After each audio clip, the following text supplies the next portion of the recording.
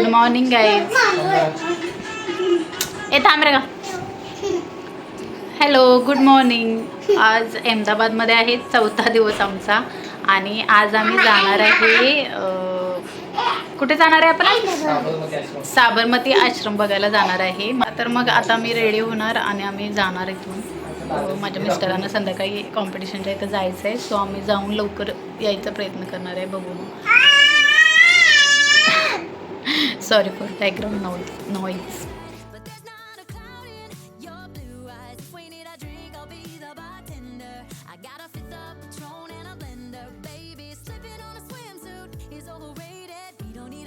मी ready झालेलो आहे.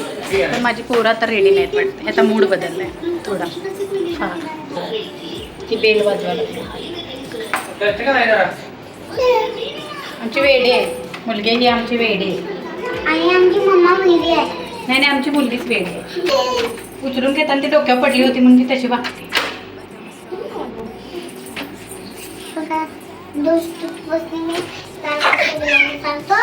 अजिबात बघू नका त्याचं.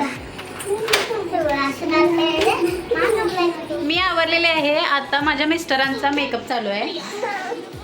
ते आता मेकअप करणार आहेत आणि मग त्यांचा मेकअप आवरला की आम्ही जाणार. माझी मुलगी तिथं रुसून बसली कारण हो ग माझी मुलगी रुसून बसलेली आहे.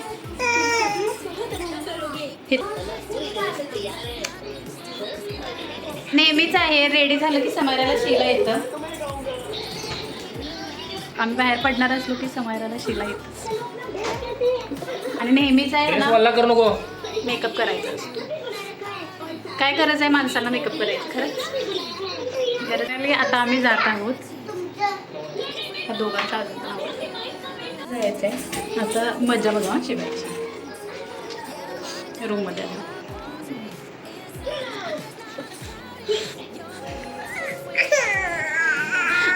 ना जायचं का फिरायला जायचं. खुश. चला ही माझी पिल्लू आहे. चला तर मग आता आम्ही निघत आहोत. आता आम्ही रेडी झालेलो आहे.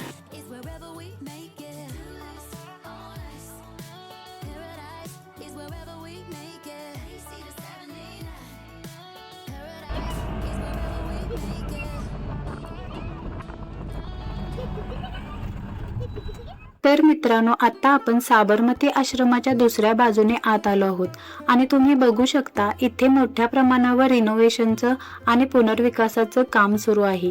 एकेकाळी हा 5 एकरमध्ये असलेला सार्वजनिक आश्रम परिसर आता टप्प्याटप्प्याने जवळपास 55 एकरापर्यंत विकसित केला जात आहे. या प्रकल्पामागचा उद्देश म्हणजे गांधीजींचा ऐतिहासिक वारसा जपत पुढच्या पिढ्यांपर्यंत तो अधिक चांगल्या पद्धतीने पोहोचवणं. त्यामुळे सध्या अनेक ठिकाणी बांधकाम सुरू आहे.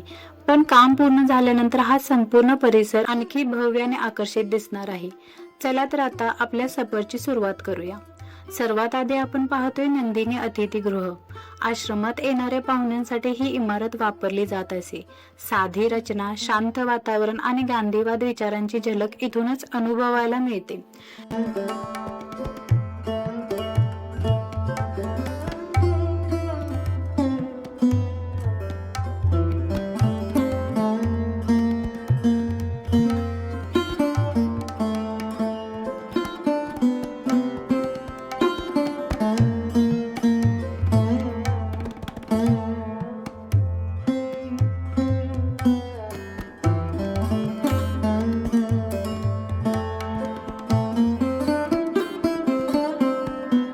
यानंतर आपण आलो आहोत विनोबा भावे आणि मीराबेन यांच्या कुटीत.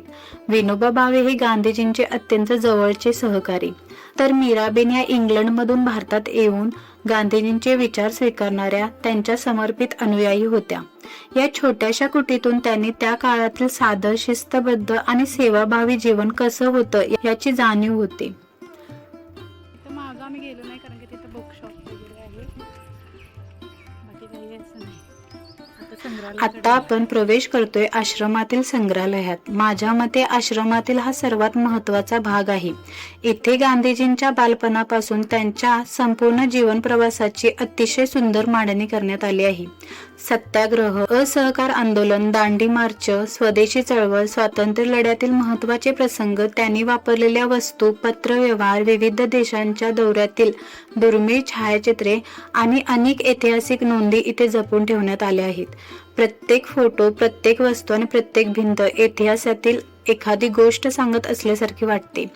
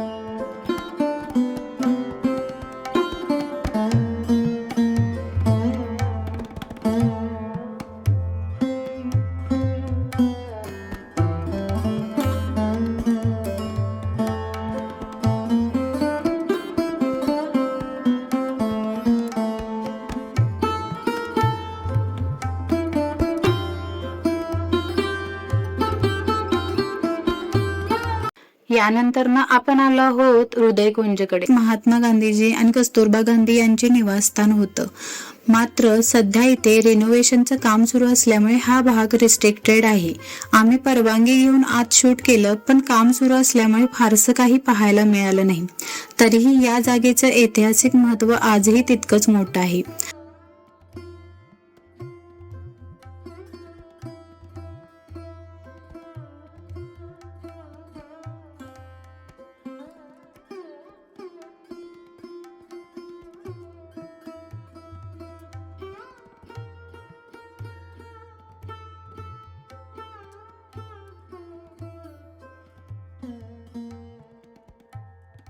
आता आपण पाहतोय गांधीजींनी वापरलेल्या वेगवेगळ्या प्रकारच्या चरख्याचं प्रदर्शन.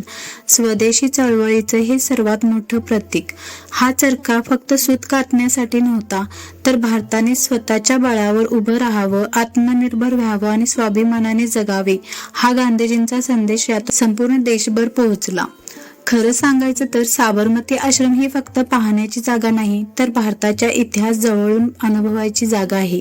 इथून बाहेर पडताना फक्त फोटो नाही, तर अनेक आठवणी आणि प्रेरणाही सोबत घेऊन जातात.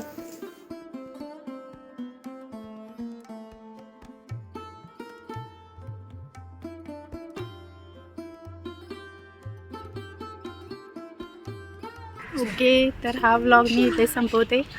मला आशा आहे की हा व्लॉग तुम्हाला आवडला असेल. अहमदाबादमध्ये आलात की नक्की आश्रमला भेट द्या. जर तुम्हाला गांधीजींच्याबद्दल जास्त प्रेम असेल तर नक्कीच भेट द्या, कारण इथे खूप काही बघण्यासारखं आहे त्यांच्या लाईफबद्दल. चला तर मग व्हिडिओ आवडला असेल तर लाईक करा, सबस्क्राईब करा आणि शेअर करा.